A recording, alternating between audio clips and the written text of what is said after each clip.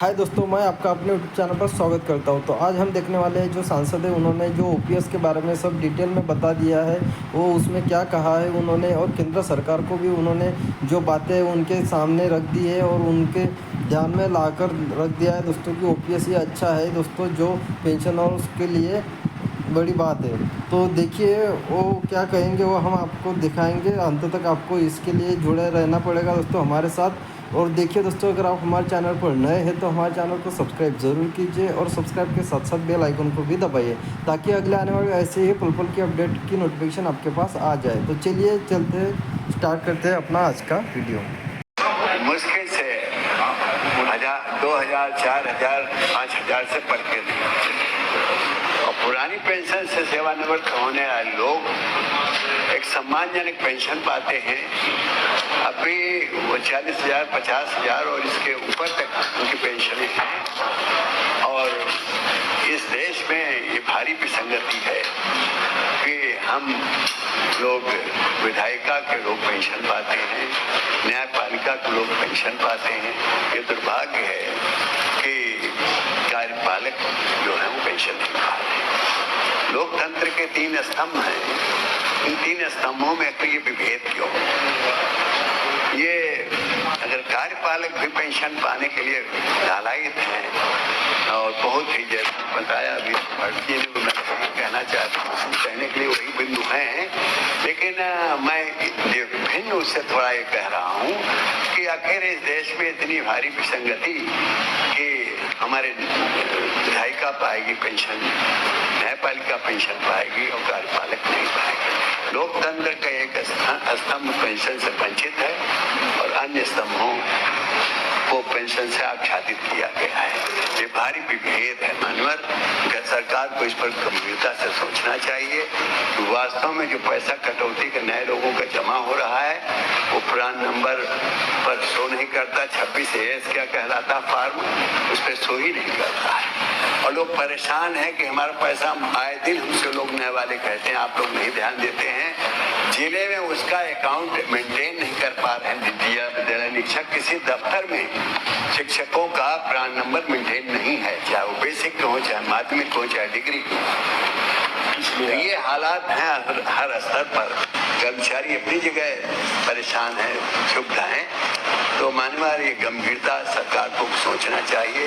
केंद्र सरकार सौभाग्य से हमारी वही सरकार केंद्र में भी है, वही राज्य में है। और केंद्र की सरकार ने ही केंद्रांश चूक देना होता था राज्य सरकारों को, केंद्र सरकार को, इसलिए पेंशन तोड़ी गई। ठीक उस समय संकट की स्थिति होगी, लेकिन इस पर अगर गंभीरता से विचार किया जाए मान्यवर, तो केंद्रांश का शेयर घटाया जा सकता है। राज्य सरकारों में कुछ शेयर का बोझ बढ़ा दिया जाए। कुछ इस तरह से राज्य सरकार और केंद्र सरकारों के बीच में एग्रीमेंट हो जाए तो नया रास्ता खोजा जा सकता है और पेंशन दिए जाने का एक हल निकाला जा सकता है। हम चिल्लाते रहेंगे तो उससे कोई फायदा नहीं। विधानसभा चुनाव से पहले बीजेपी सरकार के सामने एक बड़ी चुनौती है ओपीएस, यानी कि पुरानी पेंशन बहाली। कर्मचारी लंबे समय से पुरानी पेंशन बहाली की मांग कर रहे हैं, लेकिन सरकार ने यूपीएस लाकर उनके मत्थे मढ़ दी है। ऐसे में कर्मचारी जो है वो सरकार का विरोध कर रहे हैं।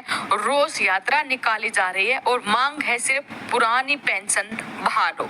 इन माननीय विधायक ने सरकार को ओपीएस का गणित अच्छे से समझा दिया। हाल है कि विधायक रिटायर तो नहीं होते, बिना रिटायरमेंट, बिना सेवानिवृत्ति उनको पेंशन क्यों दी जाती है? जनप्रतिनिधि को जनसेवक, राज्य सेवक का दर्जा क्यों दिया जाता है? अगर उनको राज्य सेवक माना जाता है तो राज्य के पंचायती समिति और निगम के जितने भी प्रतिनिधि हैं उनको भी इसी श्रेणी में क्यों रखा जाता है? विधायकों पर इतना पैसा क्यों लौटाया जाता है? और उसको लेकर यहाँ पर हाईकोर्ट में भी याचिका डाली गई है। हाईकोर्ट में बताया गया कि एक राज्य में भी करीबन 508 पूर्व विधायकों को लगभग सालाना 26 करोड़ रुपए पेंशन के तौर पर दिए जा रहे हैं और कई ऐसे हैं जिनको वर्तमान में जो एमएलए हैं। तो ऐसे में ऐसे विधायक जो रिटायर नहीं हैं उनको पेंशन दी जाती है। याचिका में कहा गया है कि पेंशन उस व्यक्ति को दी जाती है जो एक तय आयु के बाद सेवानिवृत्त होता है, जबकि विधायक सेवानिवृत्त नहीं होते बल्कि वो जनप्रतिनिधि अधिनियम के तहत चुने जाते हैं और उनका तय 5 साल का कार्यकाल होता है। याचिका में ये भी कहा गया कि पूर्व विधायकों की पेंशन आम जन पर भार है, ऐसे में इन पूर्व विधायकों पर पैसा नहीं लुटाया जा सकता, इसलिए वर्ष 1956 के अधिनियम और वर्ष 1977 के नियम को अवैध घोषित कर दिया जाए तथा पूर्व विधायकों से दी जाने वाली राशि को रिकवर किया जाए। तो दोस्तों, जहां एक और हमारे देश भर के कर्मचारी पेंशन धारक यहाँ पर मांग कर रहे हैं कि उनकी पुरानी पेंशन को बहाल किया जाए, वही सरकार यूपीएस पेंशन योजना लेकर आई। कर्मचारियों का कहना है कि यूपीएस पेंशन योजना एनपीएस से भी खराब है। सरकार अपना अंशदान 14 से बढ़ाकर 18.5% तो कर रही है, लेकिन कर्मचारियों के वेतन से काटे गए 10% धनराशि को निश्चित रिटर्न के साथ वापस करने को तैयार नहीं। अपने बुढ़ापे हेतु वेतन से होने वाली कटौती को कर्मचारी शेयर मार्केट के भरोसे नहीं छोड़ सकते। उन्होंने कहा, हम इसका पुरजोर मुखालफत करते हैं। पुरानी पेंशन योजना ओपीएस की बहाली तक हम संघर्ष करते रहेंगे। आपका इसके बारे में क्या कहना है? वीडियो के कमेंट बॉक्स में अपनी राय जरूर दें। वीडियो अपने साथी दोस्तों के साथ जरूर शेयर करें। धन्यवाद। जय हिंद, जय भारत।